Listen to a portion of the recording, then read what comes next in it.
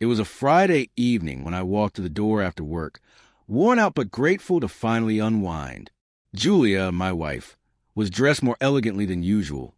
Black heels, a short-fitted dress, her makeup polished with unusual precision. I raised an eyebrow. Heading somewhere? I asked.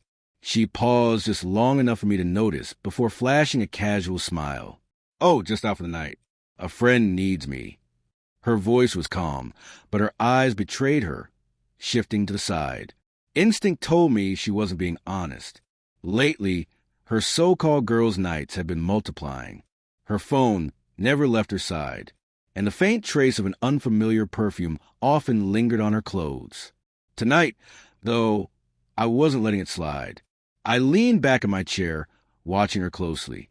She tried to play it cool, but her body gave her away, shifting weight, tapping her foot, avoiding my gaze.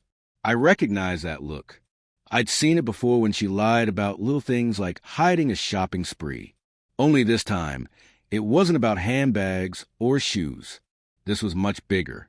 Taking a steady breath, I said calmly, "Before you go, there's something I need to show you." Her smile froze, and I saw the color drain from her face. "What do you mean?" she asked nervously. I pulled out my phone, already open to a set of photos I'd held onto for a week. My suspicions had started after she claimed she was helping a friend move last Saturday, but didn't come home until 3 a.m. Coincidentally, my cousin was downtown that same night at a restaurant, the very place Julia had been. She wasn't lifting boxes. She was sharing dinner with another man, a man she laughed with, touched on the arm, leaned into like no friend should. My cousin snapped the photos and sent them my way, telling me to stay calm until I was ready. Tonight was that night. I handed her the phone. She scrolled, her hands trembling as the truth stared back at her. Julia in that same floral dress, across the table from a stranger, leaning in for a kiss. She froze mid-breath, lips parted, but no words came. "So," I said quietly, "where exactly are you going tonight? Another moving job? Or maybe dinner with him again?" The silence in the room was suffocating, broken only by her quickening breath. She clutched her purse tighter, like a guilty child trying to sneak away. "It's not what it looks like," she stammered, forcing a weak laugh. "Don't." I cut her off firmly. "Don't insult me. You've lied enough." For once, she had nothing to say. The confident woman who had strutted toward the door now looked cornered, pale and fragile. She tried to speak again, but I stopped her with a glance. "Tonight, you're not going anywhere." Her eyes widened. For the first time, she looked afraid. Not of me. I'd never laid a hand on her, but because she knew the game was up, I pulled a folder from the drawer and set it on the table. Inside were bank records, copies of messages I had quietly recovered from her phone, and the draft of a separation agreement prepared with my lawyer days earlier. Julia gasped, her face falling. "You already knew," she whispered. I nodded. I knew enough. I just wanted to see if you'd ever admit it.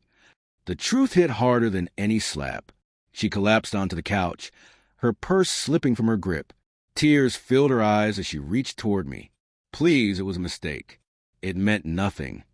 Her voice cracked with desperation. But I'd heard enough lies.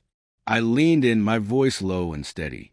"Maybe you meant nothing to him, but you meant everything to me, and you threw that away for a thrill." She sobbed into her hands, but I didn't soften. The damage was done, and there was no undoing it. I stood, walked to the door she'd been so eager to rush through, and opened it wide. "You wanted to leave tonight? Then go, but you're not coming back." Her tear-streaked face looked stunned, as if she had expected rage, but not finality. I pointed at the folder. "Those papers will be filed Monday. Every cent I've earned is protected. You won't touch my house, my savings, or my future. The only thing you'll leave with is regret." Her sobs grew heavier, but I didn't move.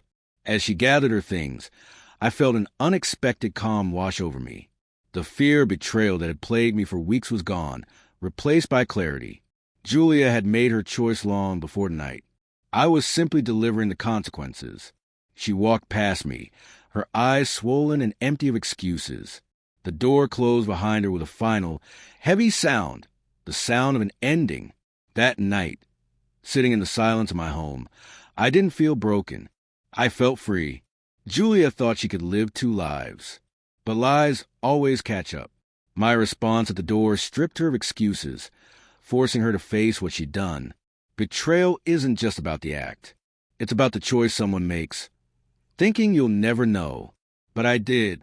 And instead of begging or forgiving, I let her walk away into the life she had chosen.